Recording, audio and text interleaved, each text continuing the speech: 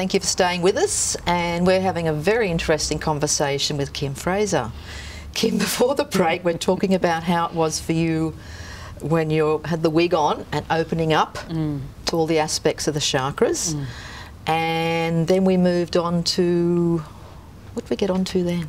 Oh, just the various sizes of the chakras and That's how right. that affects people's consciousness. That's right, and you were talking about for people who are into angels, etc. Yeah. It's quite the crown chakra is quite developed, Yeah. and for those that really aren't into this, it can be quite closed That's down. right, yeah. There's a number of questions that come to mind here. I guess the first one, if I can just step back to what we're talking about, you mentioned the word guru. Now, I know in our Western culture, it's a word that tends to have some negative connotations. Yeah. What's your understanding of the true meaning of a guru? A guru is someone who leads you to divine experience. So what they do is dispel darkness, which is ignorance in a sense, and they bring the light in. And in so doing, they help you to achieve the most you can achieve. And so I've worked with a number of them.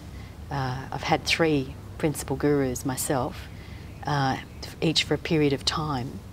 And my life has been changed profoundly by the positive and loving benevolence of these people.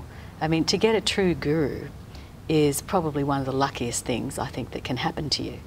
And so I feel very blessed to have had these experiences. I know that some people don't have such great experiences with gurus, and I'd suggest that perhaps there are different levels of vibration of anything, different personalities, and that people have different karma. And it really takes quite good karma to get a good guru, you know, and for the people who are who that's meant for, that will happen. And all you have to do is call your guru, and they'll find you or you'll find them. It's kind of one of those miraculous things that can happen to us in life. So is this a bit like saying, you know, when the student's ready, the teacher will appear? That's right. Or in some cases, maybe not quite the same, but the book will turn up, or That's exactly right. the life opportunity, or... And if you think about it, some people say, well, you don't need anyone to help you find God because it's innate. And in a sense, that's true. But spiritual development, I've found in my own experience, is it can be tricky at times, and it's easy to get sidetracked or a bit deluded about how things really are. And the teachers there, they can see inside your energy field, they can hear what you're thinking, and they can just put you back on track. And it can save you years of pain and suffering and angst to have that very special relationship. So obviously it needs to be someone with whom you have a great deal of trust and empathy, and the essence of a guru relationship is love. It's straight from the heart. It's not really from the mind. It's a heart-based relationship. And around gurus who are very connected to the divine part of who they are, that's what they operate from. And they kind of ignite that in others. And if you think about the complexities of spirituality compared to a game of tennis, okay? Now, if you want to be good at tennis, what do? Practice. You practice, but is it practice that makes you perfect, or perfect practice that makes you perfect? To me, you need a coach. If you're going to be any good, you have a coach, and in fact, you need a good coach, not just a coach. And I think the same is true of spirituality, that if you're really determined to excel in the spiritual field, then it just makes sense to have a mentor, and that's what, to me, a guru is.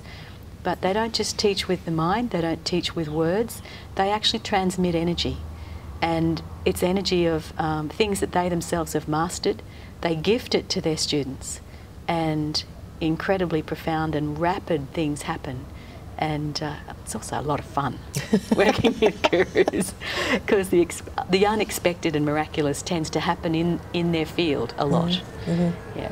And it is about bringing the humour in also, isn't it? Oh yeah, I haven't yet met a guru who isn't hilarious. They're very practical, down-to-earth people. They're very humble people, and they really do have the concern of their students foremost in their thinking. Yeah, and you know, I've read a lot of biographies and autobiographies of some of the great people in spiritual movements, and many of them have gurus, whether they're public about it or they keep it a bit quieter. Doesn't really matter. It's up to you how you do it, sort of thing. after Master Chokok Sui, I also had the experience of going to India and visiting the ashram of Sai Baba, who's a very great living saint in India. And being in his presence was another very profound experience for me, a total heart opening. And when I say being in his presence, I've got to tell you, at his ashram, you're one of perhaps 20,000 people who are there in this big meditation hall on any given day. So it's not like you get too up close and personal with the guy, you know. You're just sitting there and he just sort of comes in. And just his physical presence coming into the room, waves and waves of love and joy and almost a euphoric sense of peace and uplifting of consciousness occurs. Often I'd perceive very bright lights. If I close my eyes, that'd just all go brilliant. And every time I visited his ashram, which I've done several times, has been a kind of a turning point, going to a different turn of the spiral with what I'm doing. So I feel like you don't actually have to be in the presence of the guru either. Sometimes I've got a problem, I'm in Australia, he's in India. I say, Sai Baba, what should I do about this? And the answer is there. So it's pretty amazing. Okay.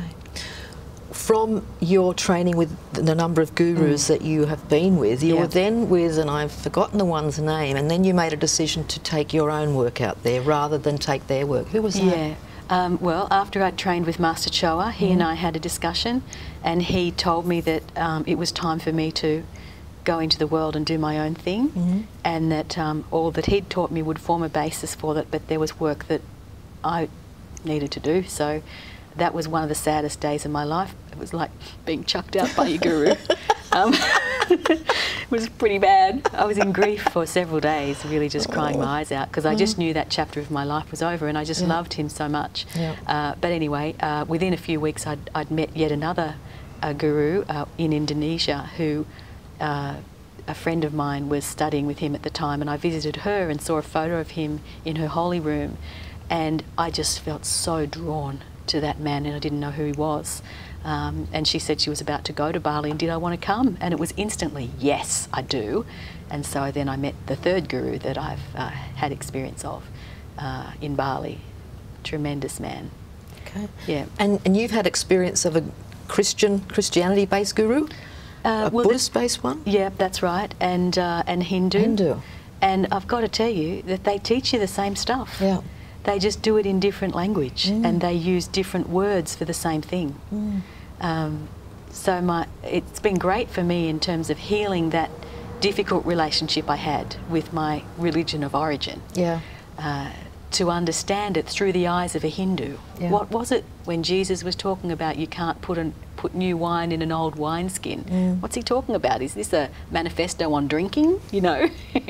But no, once I understood from my Hindu teacher that he was talking about the chakras, that you can't put strong divine energy into an old set of chakras, a sort of a weak set of chakras, because they're not strong enough to hold it. That's what he was referring to.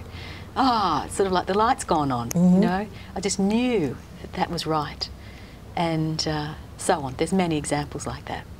Okay, we'll take another break, and when we come back we'll find out where your journey has led you to your Harmony Centre and also these 12 spiritual laws. Okay. Stay with us.